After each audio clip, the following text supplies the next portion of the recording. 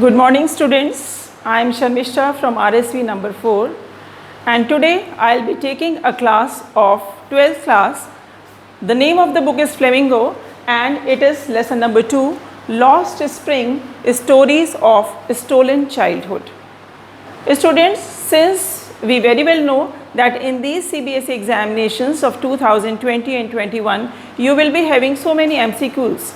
So please pay attention to what I am saying and you can type your queries in the comment box and I will be answering them. Okay, when I am starting this lesson, let me tell you first something about the author. The name of the author is Anees Jung. Anees Jung, she was born in Rourkela and got higher studies from USA and Hyderabad. Both her parents were writers. So she got this thing inherited. She inherited these things from her parents and she became a very well-known columnist in magazines and newspaper. बेटा column लिखती थी वो newspaper में, India के भी and international also, बाहर के newspapers में भी वो अपने कॉलम लिखती थी and she had authored many books and this lesson is an excerpt हम कहते हैं अंश को. ये जो लेसन है ये एक अंश है उनकी स्टोरी में से और स्टोरी का नाम है lost spring stories of stolen childhood. Lost spring stories of stolen childhood. The central idea of the lesson, क्यों लिखा गया ये lesson? Central idea of the lesson is grinding poverty and traditions which condemn these children to the life of exploitation. Poverty की वजह से, poverty होती है गरीबी, गरीबी की वजह से जिस तरह से बच्चों को एक्सप्लॉइट होना पड़ता है, शोषित होते हैं वो, उसके ऊपर ये पूरी स्टोरी है. और इसको आप जब हम किसी भी लेसन को करते हैं बेटा, this is attached with article writing also. Articles लिखे जाते हैं और आपको एग्जाम में आर्टिकल भी आ सकता है चाइल्ड लेबर के ऊपर, because the whole story concentrates on child labour only. Child labour के ऊपर, चाइल्ड लेबर आपको पता है जो बाल मजदूरी होती है उसके ऊपर है ये पूरी story. Okay, since let us again go to the name of the lesson, lost spring. Spring is the best season of the whole year. Spring is the best season. बसंत, स्प्रिंग होता है बसंत, बेस्ट सीजन है. और spring जो life के लिए हम कहते हैं, when we attach it to the manhood, जब हम आदमी के साथ इसको करते हैं तो ये जो स्टोरी है स्प्रिंग जो है बेस्ट सीजन ऑफ लाइफ है. Spring symbolises joy, fun, prosperity. जैसे आप बसंत ऋतु में देखते हैं ना, हर तरफ चिड़िया चहचहा रही हैं, the birds are chirping, the flowers are blooming, there is greenery everywhere, wherever you see in the nature you find happiness. तो उसी तरह से जब हम कहते हैं कि लाइफ का स्प्रिंग सीजन है, it means that is the best season of life.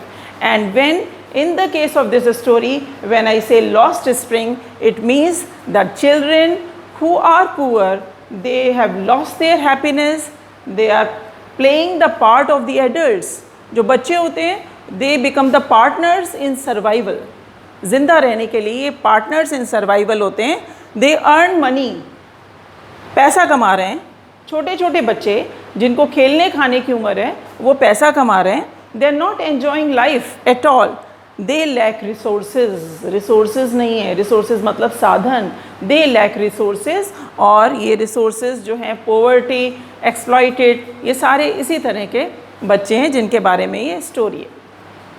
Let me come to the first part of the story. The whole story is divided into two parts, and namely there are two children who are the heroes of the story.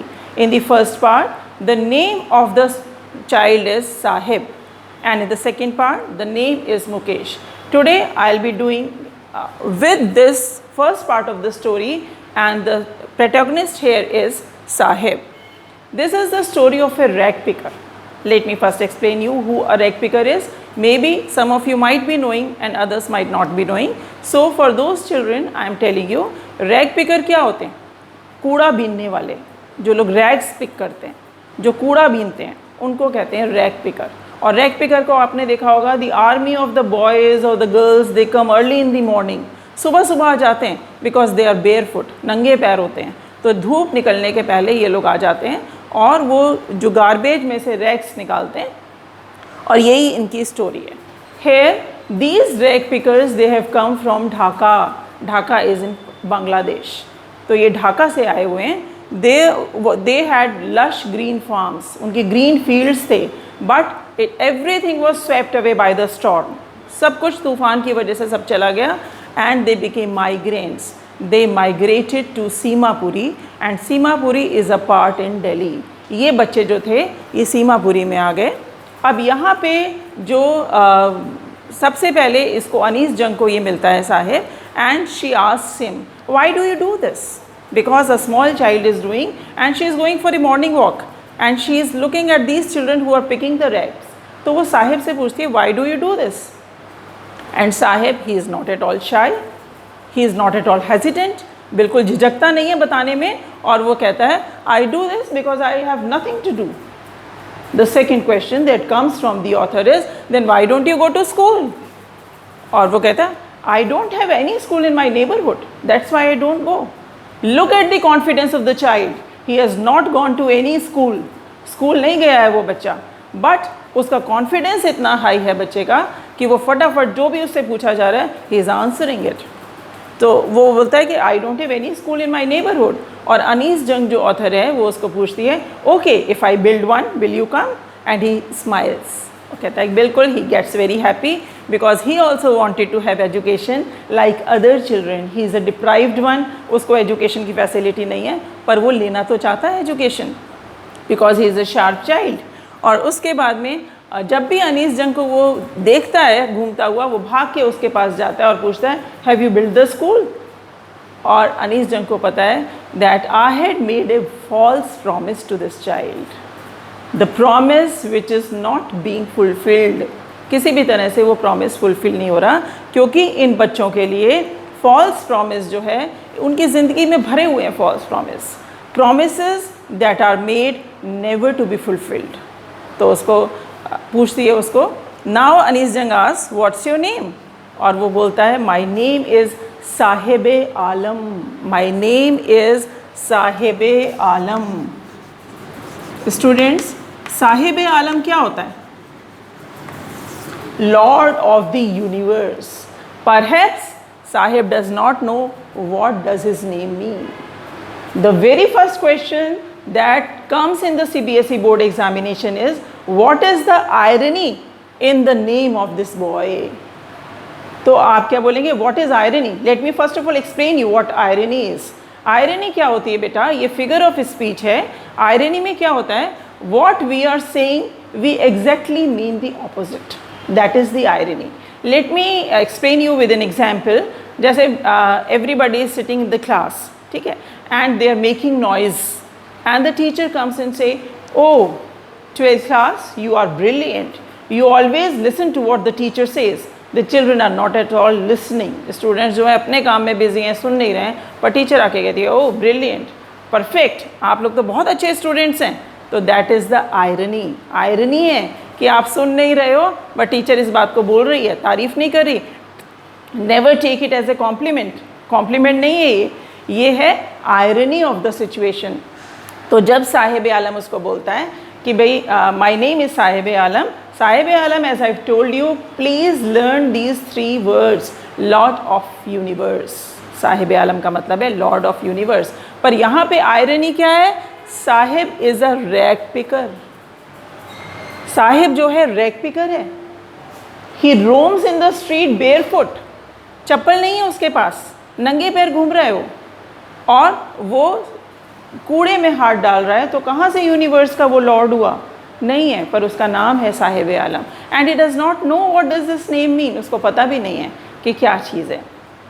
और यहाँ पे author बताता है कि जितने भी बच्चे हैं वो रैग पिकर्स जो हैं they are roaming barefoot. Students, I am telling you the gist of the story, gist बता रही हूँ, और मैं बहुत हद तक कवर भी कर रही हूँ। To a certain extent I am covering the entire lesson, but immediately after the class I would request you to go through the lesson so that you understand everything. और जो मैंने आपको पहले भी बोला है, whatever queries you have in your mind about that, you can ask them in the comment box and I'll surely reply to them.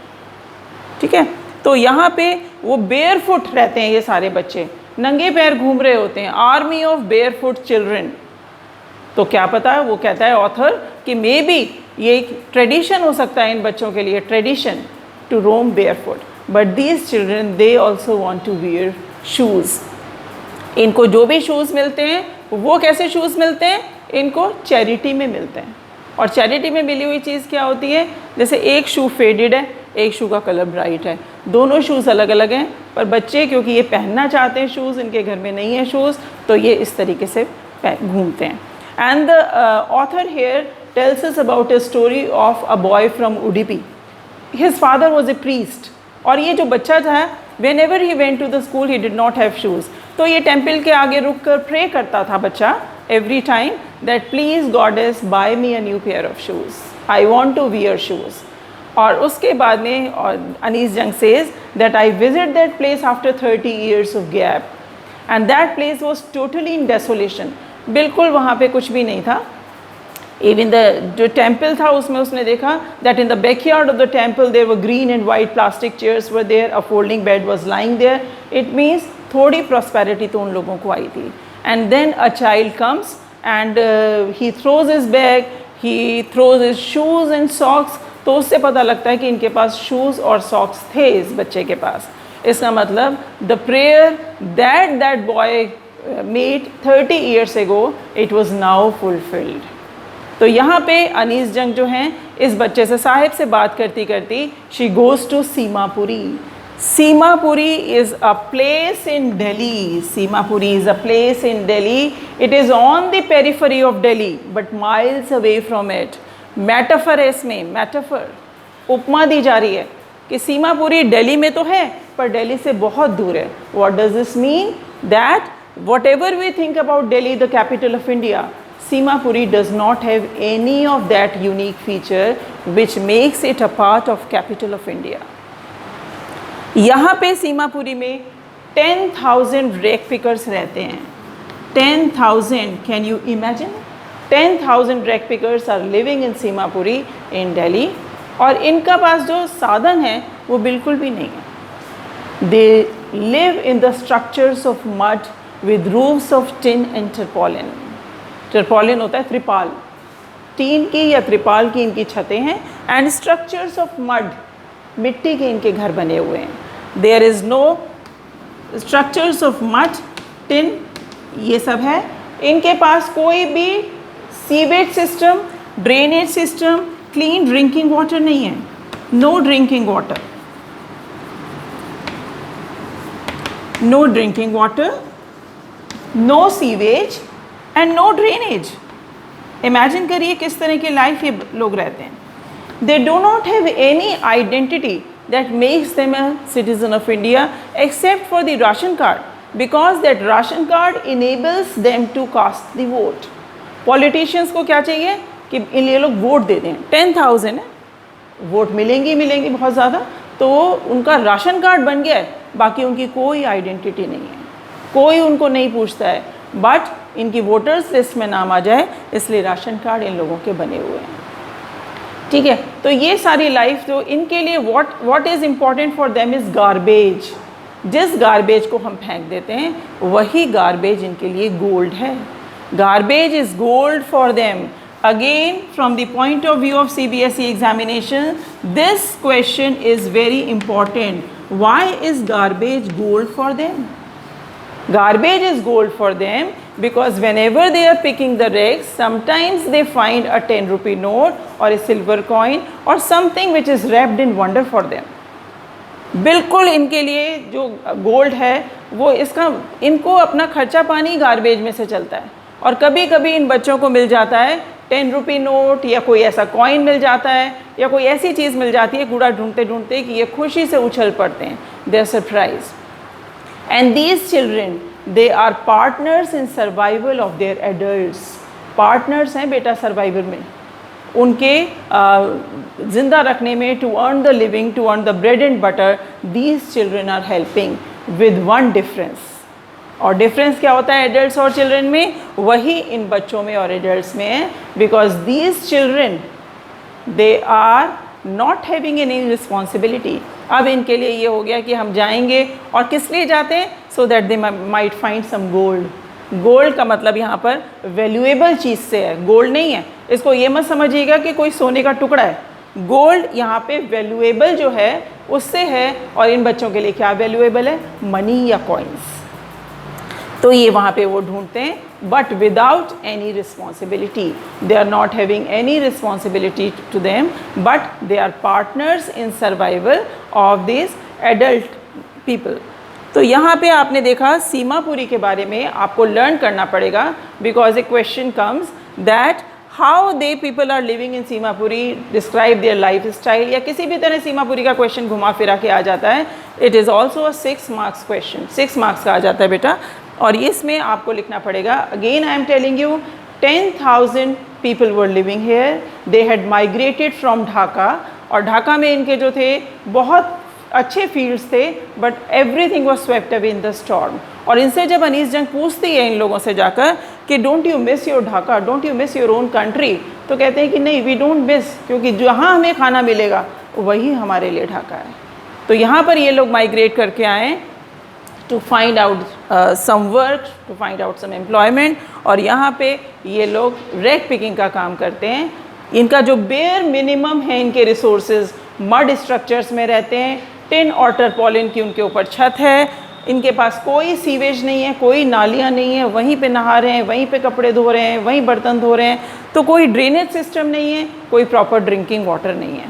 तो इस तरह की कोई भी फैसिलिटी नहीं है, बट इनका राशन कार्ड में नाम है, ठीक है। और इसी के साथ एक और क्वेश्चन जो मैं CBSE के पॉइंट ऑफ व्यू से आपको पूछ रही हूँ कि what are the reasons why the people migrate from villages to cities. उनके माइग्रेशन का क्या कारण है, ये एक जनरल क्वेश्चन आ जाता है कि क्यों ये माइग्रेट करते हैं ये लोग अपनी अपनी जगह से सिटीज़ में।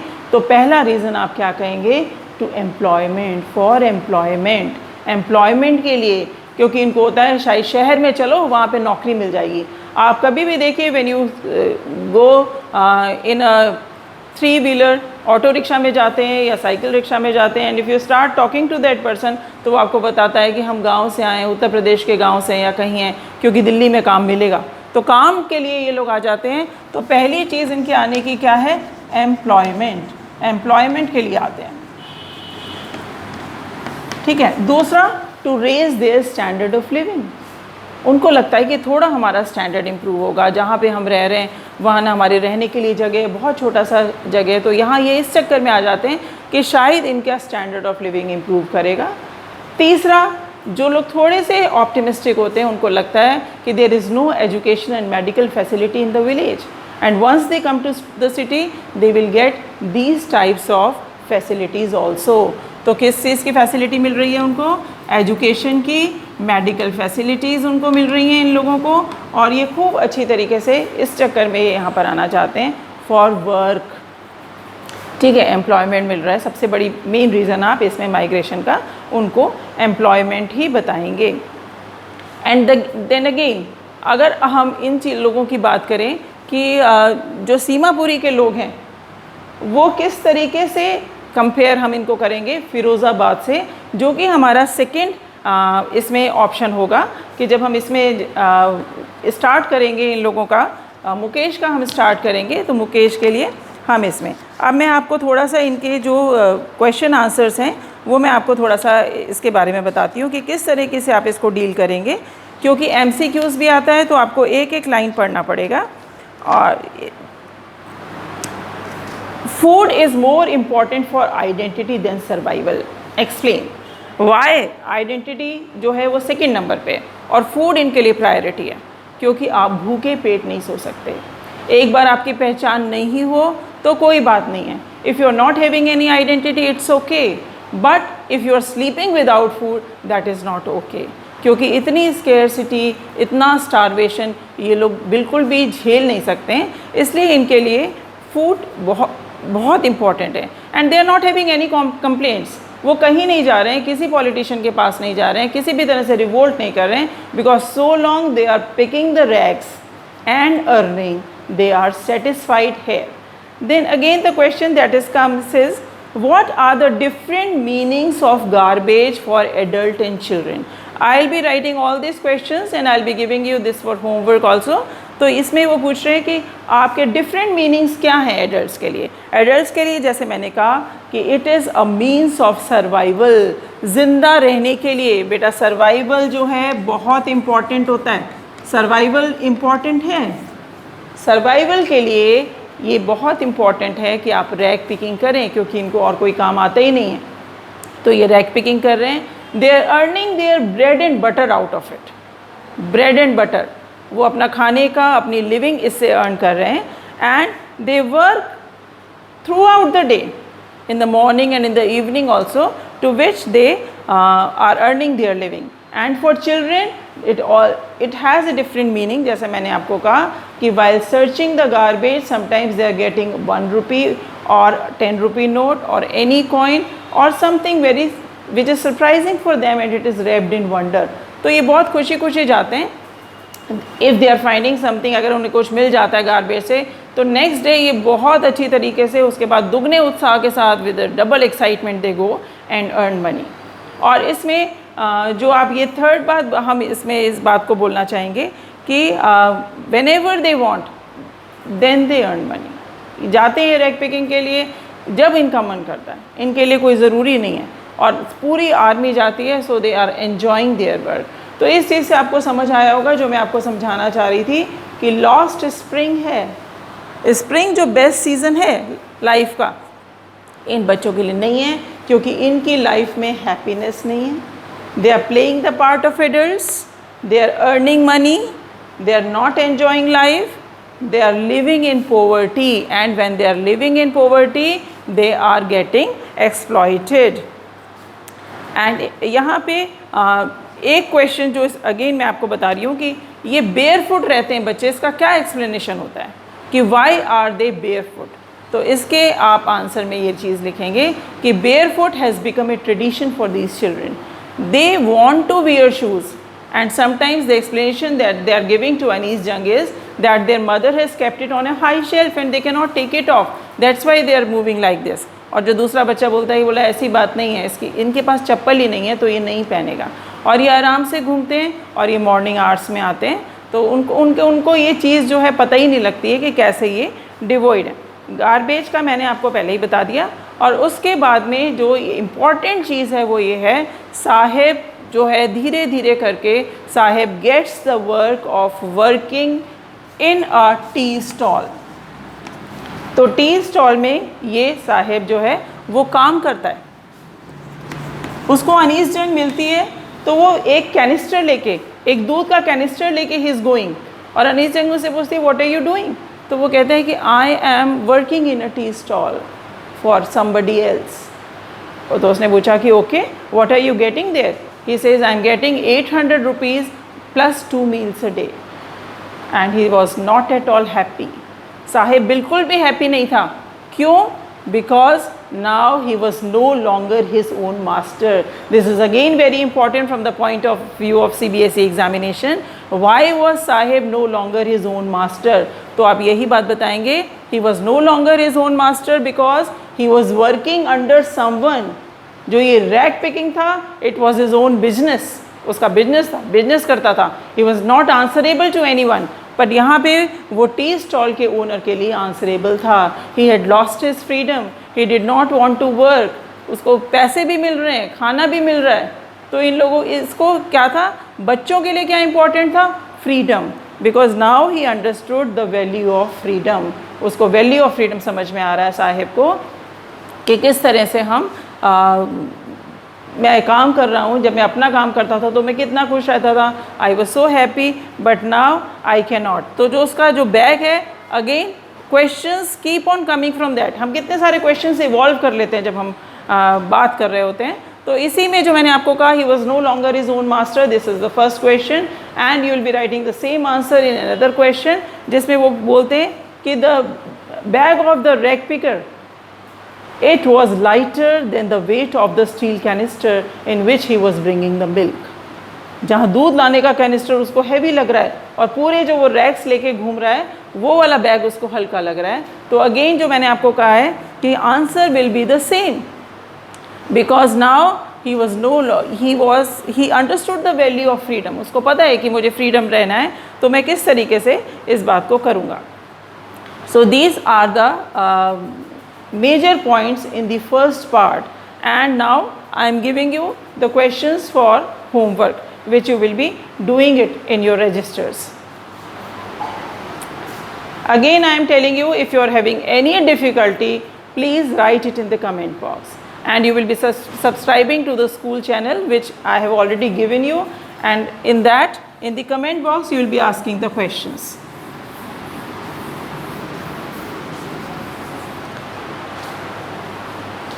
So the first question is, this is for your homework. Irony in the name. Irony in the name of Sahib-e-Alam. Second question,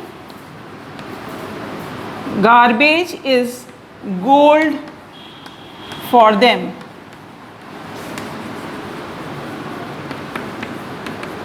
Explain. Third question,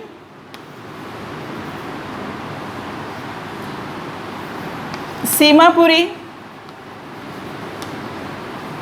was in the periphery. Let me explain you what periphery is. Periphery is the boundary. Boundary को कहते हैं हम periphery. कई बारी ऐसी vocabulary में questions आ जाते हैं तो आप थोड़ा सा उसमें शेकी हो जाते हो कि क्या है. तो पेरिफेरी जो है बाउंड्री है. Periphery of Delhi, but miles away from it. But miles away from it. Explain.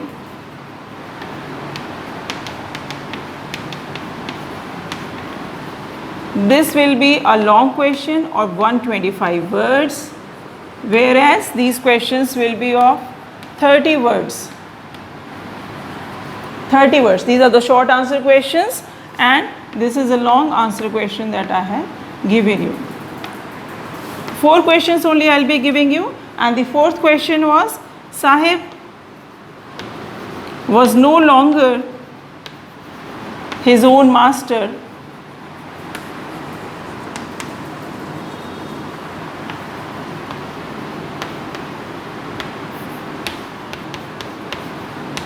Explain. While dealing with the lesson, I have covered almost all the 4 questions. So you can write them in a paragraph, or as I tell you to write them in points, and after that you can make a paragraph out of it so that you learn.